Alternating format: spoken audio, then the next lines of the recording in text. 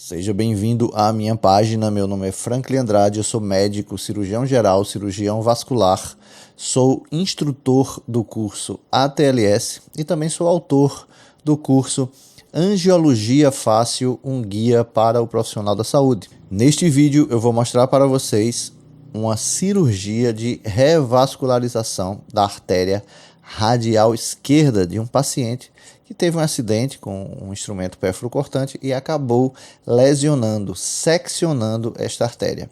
Durante o vídeo, eu vou comentar diversos aspectos técnicos que podem ser úteis para você no dia a dia, nos plantões que você frequenta ou que frequentará.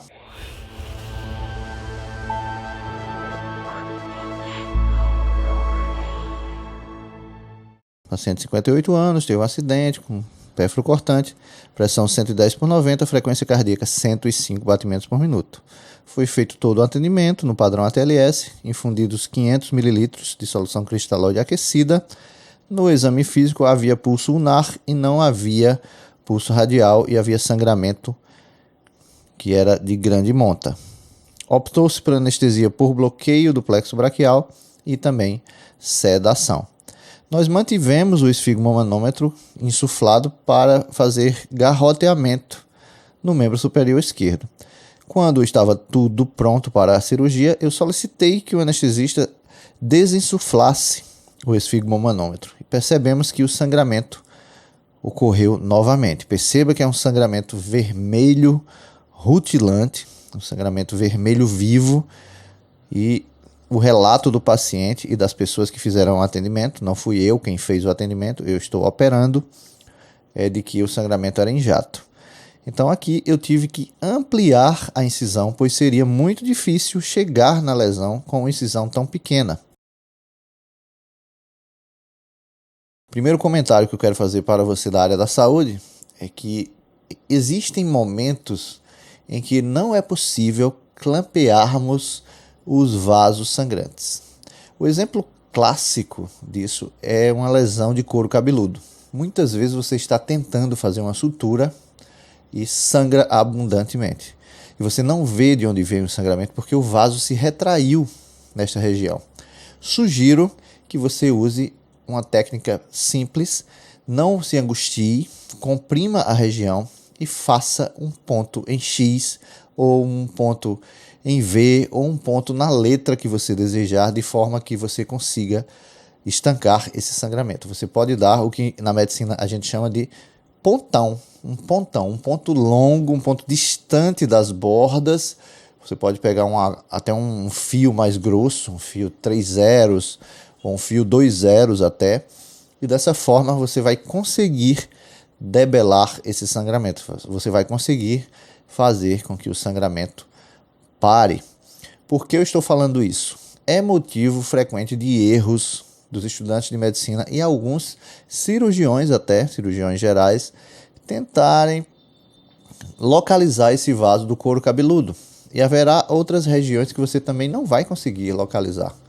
Mas e aí, o que eu devo fazer? Você deve fazer esse ponto às cegas por uma razão simples. Esses vasos do couro cabeludo são vasos sem maior importância. E aí você precisa recorrer à definição de lesão vascular. Quando eu falo lesão vascular, não é de qualquer vaso. Eu costumo falar nas minhas aulas que lesão vascular significa uma lesão de um vaso com nome e muitas vezes sobrenome. Você não vai se lembrar do nome de todos os vasos, no exemplo, do couro cabeludo. Mas se eu falar para você da artéria poplítea, você vai lembrar.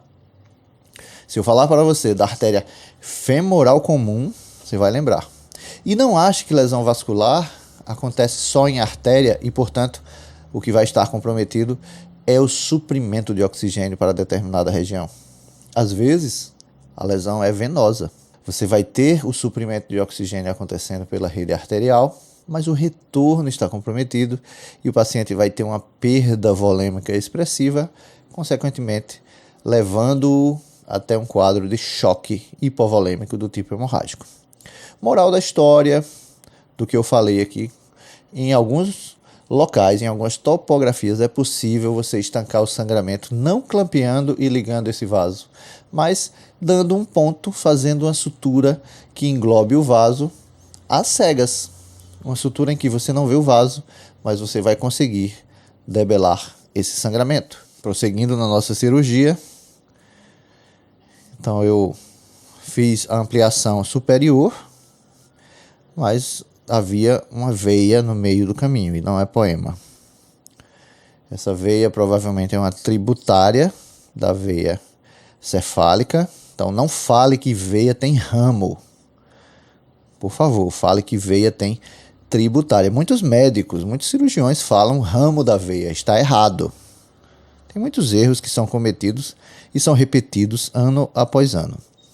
Se você consegue dar um zoom nessa cena, você já vai conseguir enxergar a boca do proximal, o segmento proximal do vaso. Eu já estou vendo daqui, mas você vai ver melhor quando eu pegar com a pinça de dissecção. Pronto, peguei a região proximal, uma secção completa, não foi uma secção parcial.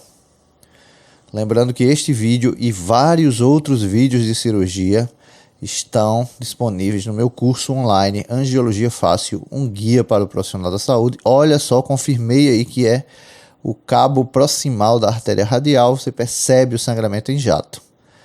Então, o teste aí mais uma vez. Não há dúvida, é o coto proximal da artéria radial. Sangramento vultoso, então eu vou colocar um clamp vascular.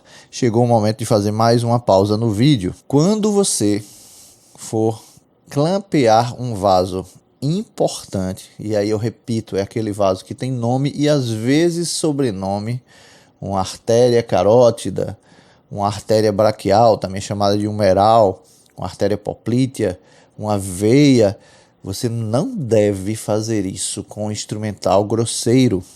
E o que é que significa isso? Pinças de Kelly, pinças de Criley, quaisquer pinças que sejam mais agressivas, pois se você assim proceder, você vai causar uma lesão em toda a parede do vaso.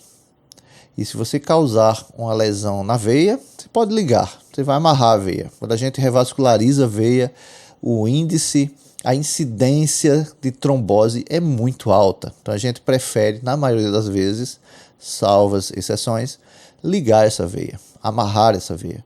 Mas na artéria você vai causar uma lesão transparietal. Não é só aquela lesão por fora. Você vai ter lesão de toda a parede, da túnica íntima, média, adventícia, etc. Evite clampeamento às cegas e clampeamento com material inadequado para artérias e veias importantes. Artérias e veias com nome e às vezes com nome e sobrenome. Então perceba nessa cena, você vai ver também no cabo distal, que eu clampeei com um clamp vascular.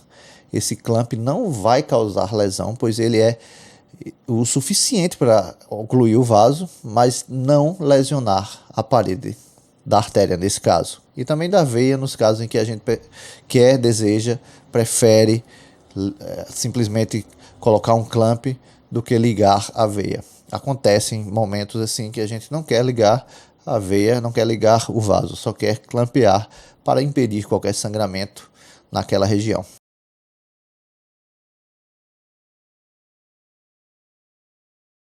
Dissecção do cabo distal. Um outro detalhe técnico que você vai perceber aqui é que nós, cirurgiões vasculares, dissecamos não com pinça, como cirurgião geral. Eu também sou cirurgião geral, já passei por isso. Nós dissecamos com tesoura de Metzenbaum. E dessa forma ganhamos muito mais tempo. Perceba que não há sangramento ainda no coto proximal, mas eu vou tirar o trombozinho que está aí. Ó. Tirei o trombo que estava ocluindo o vaso distal, o cabo distal da artéria radial, e agora eu quero fazer um novo comentário. Perceba o sangramento em jato do cabo distal. Como se justifica esse sangramento em jato?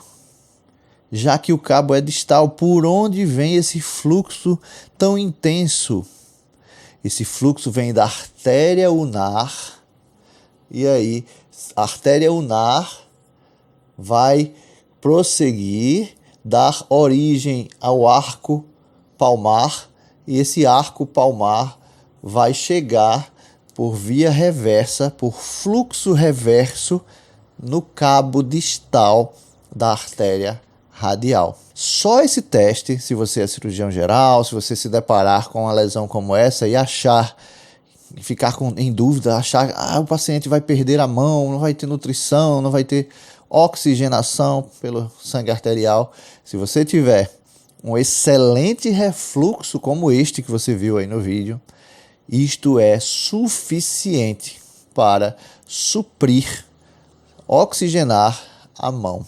Portanto, não tenha dúvida, se você não tem material adequado em determinado hospital que você trabalha, aí você tem esse detalhe técnico, você percebe que aconteceu isso, você tem um excelente refluxo, você vai conseguir amarrar, você vai ligar essa artéria e não vai ter comprometimento. Obviamente, você vai precisar se atentar para outros sinais de lesões de outras estruturas. Exemplo, se você tem lesão associada de artéria e nervo, é importante você notificar no prontuário que o paciente não movimentava determinada região, não tinha sensibilidade, não tinha motricidade. Tudo deve ser relatado em prontuário, porque você não sabe o dia de amanhã.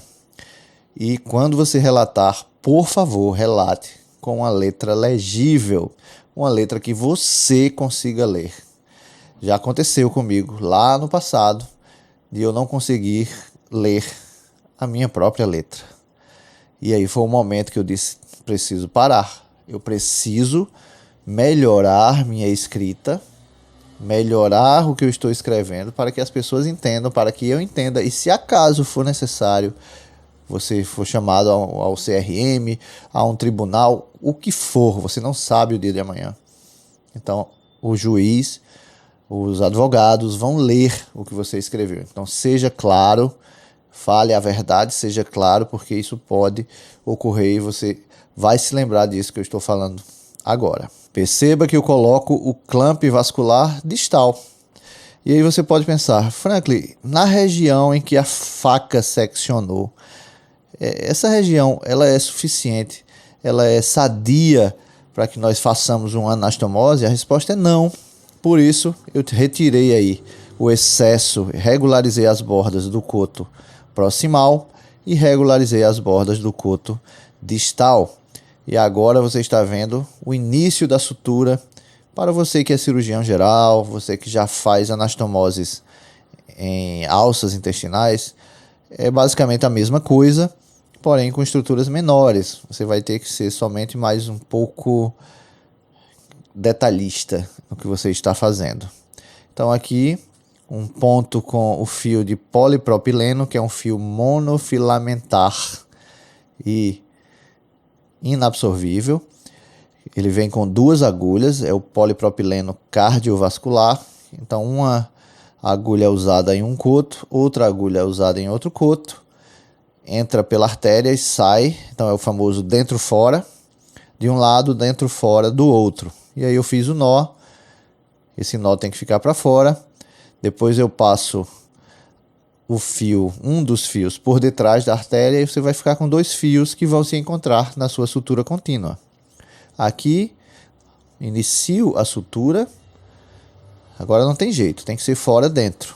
Então, eu começo com o ponto na parede externa da artéria, saio na luz, e do outro lado entro pela luz e saio na parede externa. Uma sutura simples, enxuleio. Você tem que prestar atenção para que não pegue a parede posterior com seu ponto, com sua agulha. Se você tiver alguém que o ajude, melhor ainda. E aqui, o ponto, você percebe toda a parede e você sai próximo do ponto anterior. No caso aí, o nó. Esse é o ponto inicial. Sempre irrigando a região. Você deve enxugar para que você enxergue bem. Então aqui mais um ponto. É tudo muito fácil. Eu costumo dizer que essas coisas técnicas, quaisquer pessoas conseguem fazer. Quaisquer é exagero, mas maioria das pessoas que tiver treinamento, que tiver um juízo no lugar, vai conseguir fazer isso. Então, basicamente, técnica cirúrgica agora. Não tem nada de mais além disso. E vamos prosseguindo com a sutura. É possível que eu faça um corte aí. Eu não me lembro agora se eu faço esse corte. Coloco uma pinça de mixer dentro do cabo distal para demonstrar que está pérvio. Eu não peguei a parede posterior. E dentro do cabo proximal também. Segue com a sutura. Então agora, mais um ponto. E para encerrar, eu vou inverter a entrada e saída, para que nós tenhamos um nó mais coerente. Não há problema com isso. E o último ponto geralmente é as cegas. Então sempre há um risco, que é esse ponto aí. Você percebe que eu entro do cabo proximal para o cabo distal e dessa forma o nó vai ficar correto e perfeito.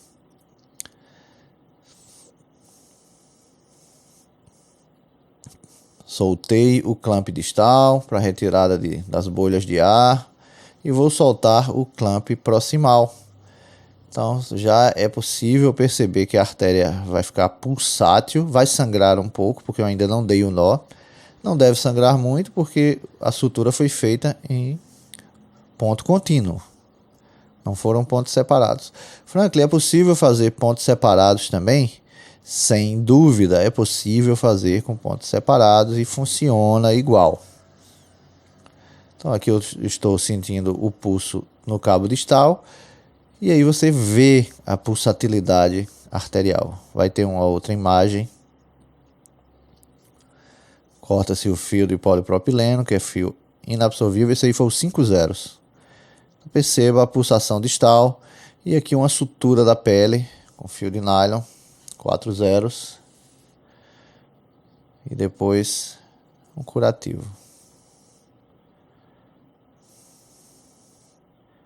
Último ponto.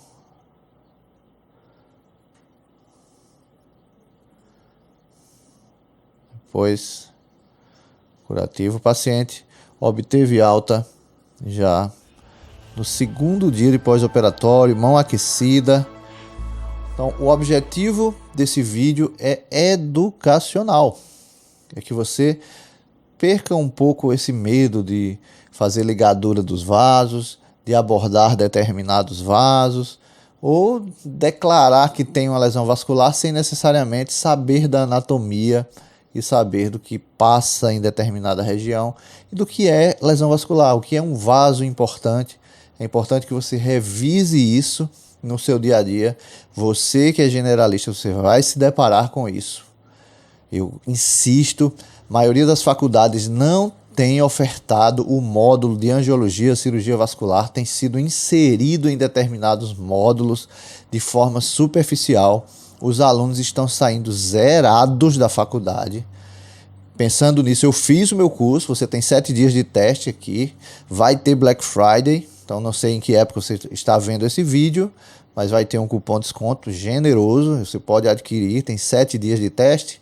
Mas o que eu quero no final do vídeo falar é que você deve ter noção básica de angiologia, de cirurgia vascular, porque você vai se deparar com paciente com doença vascular.